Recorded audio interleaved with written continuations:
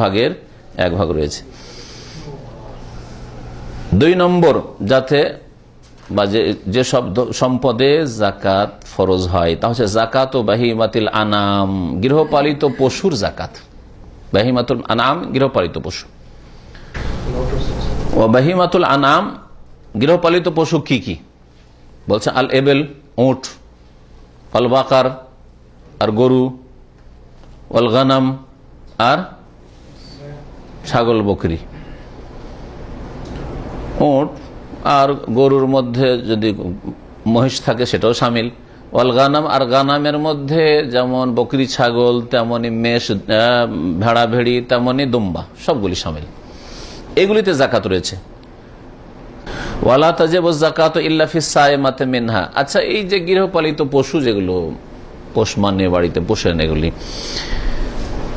এগুলিতে যে জাকাত আছে তারও একটা শর্ত আছে। সবগুলি গরুতে আর সব উটে আর সব ছাগলের জাকাত নেই। এর জন্য একটি শর্ত হচ্ছে যে সেগুলি সায়েমা পশু হইতে হবে। সায়েমা মানে বছরের অধিকাংশ সময় মাঠে চারণভূমি আছে, মাঠের ঘাস চরে খেতে পায়। এইরকম যদি না হয়, এই শর্ত পুরা না হয়, সব সময় আপনি কি করছেন? ফার্মে আবদ্ধ রেখেছেন নাকি? হ্যাঁ, আপনার ছাগল বা গরু যেমন ফার্মগুলিতে আছে, আর ওখানে নিয়মিত আপনাকে খাবার কিনে কিনে খাওয়াইতে হচ্ছে, তাহলে ওতে জাকাত নেই। ওতে জাকাত নেই তো কিছু দিতে হবে না, তখন এটা ব্যবসায় সামগ্রী।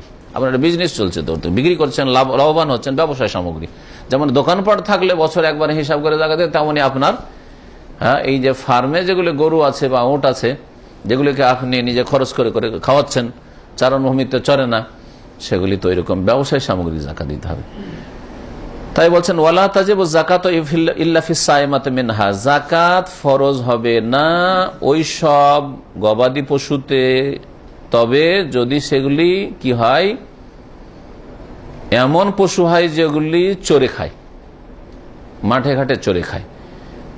সাইমা কাকে বলে ওর ব্যাখ্যা করছেন, মুশকিল শব্দটি সেই জন্য। ওয়াহিয়াল্লাতী তারআ আকসার আল হাউল, ওই সব পশু, গৃহপালিত পশু যেগুলি বছরের অধিকাংশ সময় চরে খায়। মাঠে ঘাস আছে, দেখেছেন আগের যুগে চাকন্ন করা কি করতো? 25-50টা গরু নিয়ে বেরিয়ে গেছে, বকরি নিয়ে বেরিয়ে গেছে 200, আর চড়াচ্ছে মাঠে, ঘাস পাতা আছে, চড়িয়ে নিয়ে চলে আসছে, ওইগুলোতে জাকাত লাগবে। এরকম হলে তারপরে সেই আরেকটি শর্ত হচ্ছে যে সেই গবাদি পশুগুলি যেন পোষা হচ্ছে কিসের জন্য? দুধের জন্য আর সেগুলির বাচ্চা নেওয়ার জন্য, বাচ্চা বাড়বে, এই উদ্দেশ্যে যদি হয়।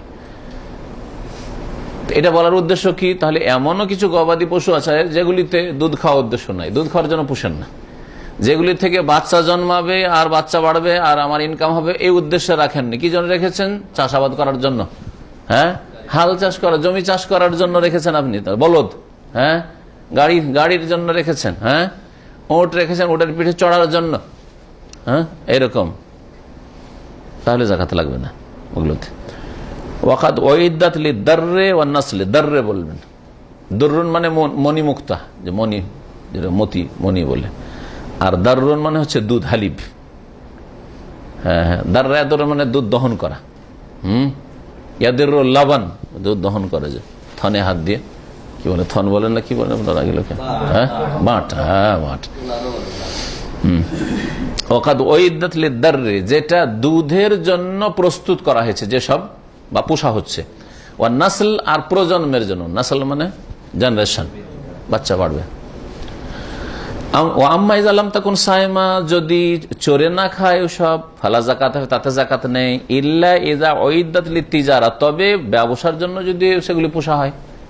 কেন পুষছেন আপনি? খাওয়িয়ে খাওয়িয়ে, গরু বা ছাগল বা উট, ব্যবসার জন্য, যেমন আজকাল ফার্মগুলিতে হচ্ছে। ফাহিয়া মিন উরুদিত তিজারা, তাহলে এগুলি হচ্ছে ব্যবসায় সামগ্রী। ব্যবসায় সামগ্রীতে যেমন জাকাত বছরে একবার হিসাব করতে হবে। ধরেন 1 লাখ রিয়ালের আপনি বকরি ছাগল কিনে রেখেছেন ফার্মে, আর প্রতিদিন আপনি চারা দিচ্ছেন, খেত দিচ্ছেন। 1 বছর পরে দেখলেন যে 2 লাখ হয়ে গেছে, যে আমার কাছে আছে, এই ছাগল বা গরু 2 লাখের হয়ে গেছে, তো 2 লাখের দিতে হবে। এখন যখন জাকাতের সময়টা আসবে তখন কত টাকার? না, হয়তো মরতে মরতে কমে গিয়ে আপনি 1 লাখ ইনভেস্ট করেছিলেন, 50,000-এর আপনার বকরি ছাগল আছে, 50,000-এ দিবেন। জাকাত দেওয়ার সময় যত মূল্য হবে, যেমন দোকানপাটে, দোকান 1 লাখ টাকা দিয়ে দোকান খুলেছিলেন, আর আল্লাহ না করে লস লেগেছে 25,000 রিয়াল মাত্র আছে, 25,000 জাকাত। 2 লাখ, 3 লাখ, 5 লাখ হয়েছে, 5 লাখই জাকাত দিতে হবে। ওয়াকাল্ল নেশাবিল এবিল খামসা, এখন বলছি যেমন ফসলের একটা নেশাব বলা হইল, হ্যাঁ, 5 ওয়াসাক, ঠিক না? তেমনি উটের নেশাব আছে। সর্বনিম্ন একজনের মালিকানায় 5টা উট হইতে হবে। 5টা উটের মালিক যদি হয় আর সেগুলি চড়ে খাই বছর অধিকাংশ, তাহলে জাকাতে লাগবে। ওয়াল বাকার, আর যদি গরু হয়, বাড়িতে গরু গাভী আছে, সব মিলিয়ে যদি 30টা হয় তাহলে জাকাতে লাগবে। তাহলে 30-এ যাই 29, কারণে 25টা আছে, তাহলে জাকাত নেই। ওয়াল গানাম, আর যদি বকরি ছাগলের পাল থাকে তাহলে আর 40টা হইতে হবে। সর্বনিম্ন 40টি বকরি থাকলে কি হবে? জাকাত লাগবে।